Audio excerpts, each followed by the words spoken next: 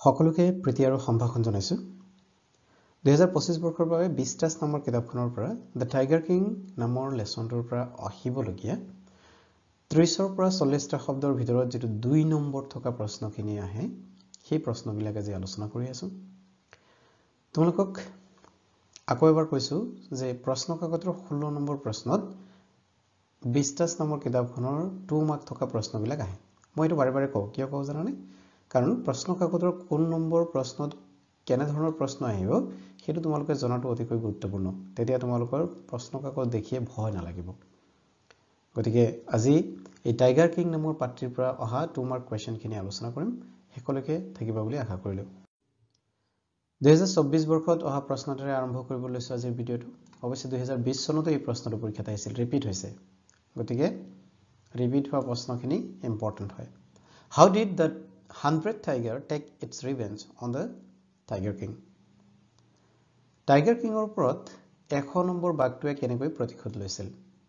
The Tiger King thought that the 100th tiger was killed and he was out of danger. Tiger King জনে ভাবিছিল যে যিহেতু 100 number বাঘটো ইতিমধ্যে মৰা হৈ গল গতিকে তেওঁ এতিয়া বাঘৰ পৰা যেটো ভয় আছিল তেওঁৰ মৃত্যুৰ এষ্ট্ৰলজাৰে কি কৈছিল এষ্ট্ৰলজাৰে কৈছিল যে ৰজাজনৰ মৃত্যু বাঘৰ হাতত হ'ব আৰু বিশেষকৈ 100 নম্বৰ বাঘৰ পৰা সাৱধানে থাকিবলৈ কৈছিল এষ্ট্ৰলজাৰজনে গতিকে যেতিয়া 100 নম্বৰ বাঘটো ইতিমধ্যে মৰা হল বুলি ৰজা নিশ্চিত আছিল তেতিয়া তেওঁ ভাবিলে যে এতিয়া আৰু চিন্তা নাই actually it was not কিন্তু আসলতে 100 নম্বৰ বাঘটো ৰজাজনে নিজে মৰা নাছিল The king gifted a wooden toy tiger on his son's 3rd birthday. ইয়াৰ বিপৰীতে 100 নম্বৰ বাঘটো যেতিয়া মৰা হল বুলি ৰজাজনে ভাবিছিল তাৰ পিছত তেওঁ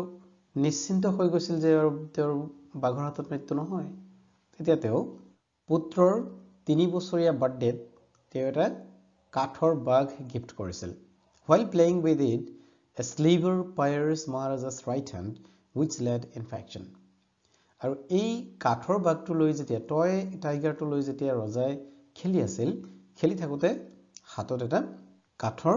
সৰু মিহি খুং এটা সোমাই গৈছিল আৰু যেটো নেকি তেওঁৰ ৰাইট হেণ্ডত যেটো সোমাইছিল ৰাইট হেণ্ড ইনফেকচন হৈ গৈছিল Though surgery was done but the tiger died king died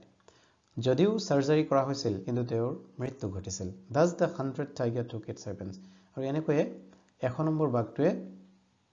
ৰজাজনৰ ওপৰত প্ৰতিশোধ লৈছিল বুলি ক'ব পাৰি 2024 চনত অহা আৰু এটা প্ৰশ্ন আছিল Is the Tiger King a satire? Tiger King এটা satire হয়নে? Tiger King satire হয়নে নহয় মানে Tiger King নামৰ ষ্টৰীটো satire হয়নে নহয়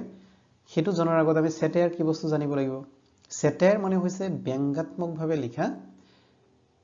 ষ্টৰী যেটো নেকি ব্যংগাত্মকভাৱে দেখুৱা হয় সেই তেনে ষ্টৰী বিলাকক satire বুলি কোৱা হয় satire এটা যদি ইংলিশৰ মেজৰ লোৱা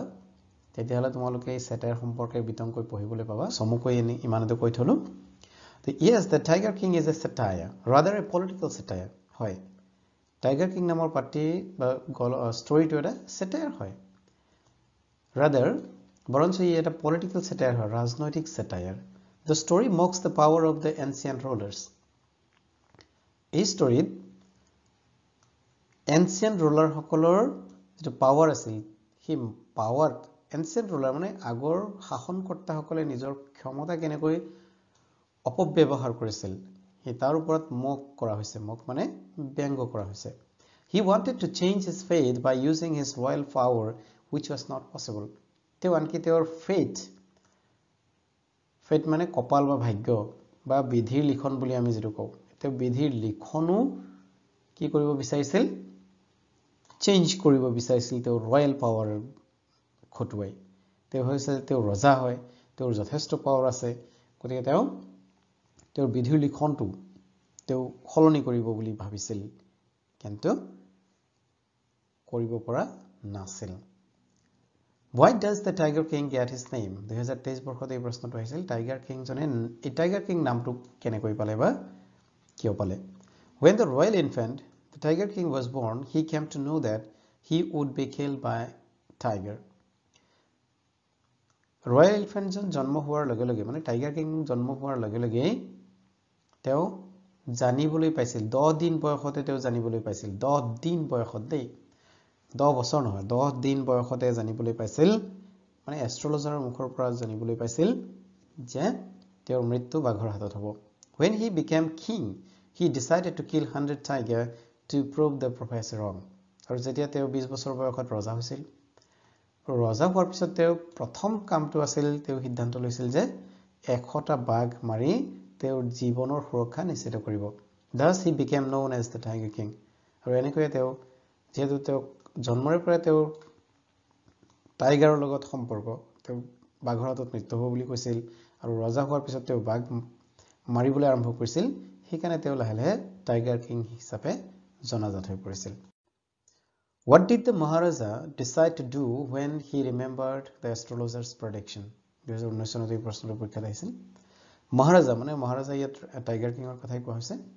What did the Maharaja decide to do? Tiger কিঙে কি কৰিবলৈ সিদ্ধান্ত লৈছিল when he remembered the astrologer's prediction? যেতিয়া তেওঁ এষ্ট্ৰলজাৰ গৰাকীৰ জ্যোতিষী গৰাকীৰ prediction ভৱিষ্যতবাণী মনত পৰিছিল মানে ৰজা হোৱাৰ পিছত তেওঁ যেতিয়া সেই জ্যোতিষীৰ ভৱিষ্যতবাণী যে বাঘৰ হাতত তেওঁৰ মৃত্যু হ'ব সেই prediction-টো যেতিয়া তেওঁৰ মনত পৰিছিল তেতিয়া তেওঁ কি কৰিবলৈ আৰম্ভ কৰিছিল When the Maharaja remembered the astrologer's prediction that he would die from a tiger, especially the 100 tiger is very dangerous for him, he decided to kill 100 tigers. He vowed that he would attend all other matter only after killing 100 tiger